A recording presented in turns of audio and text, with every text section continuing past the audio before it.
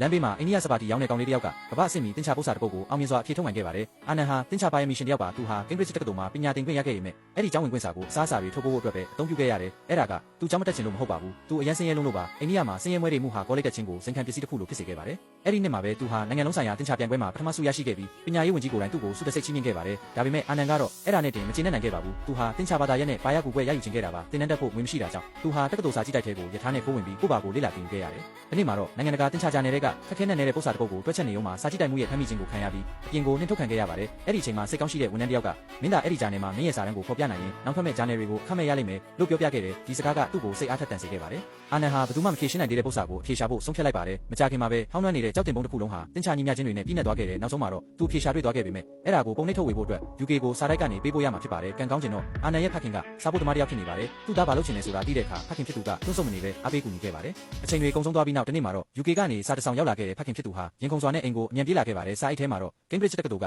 နောက်ထပ်ကမ်းလှမ်းချက်စာတစ်စောင်ပါရှိနေပြီးအာနန်ဟာတမိသားစုလုံးအတွက်ဂုဏ်ယူစရာဖြစ်ခဲ့ပါတယ်။ဒါပေမဲ့ဒီစာဆောင်ကပဲသူ့ကိုပုံမဆိုးရွားတဲ့အိမ်မက်ဆိုးတွေစီခေါ်ဆောင်သွားတော့မယ်ဆိုတာကိုတော့အာနန်တယောက်မသိခဲ့ပါဘူး။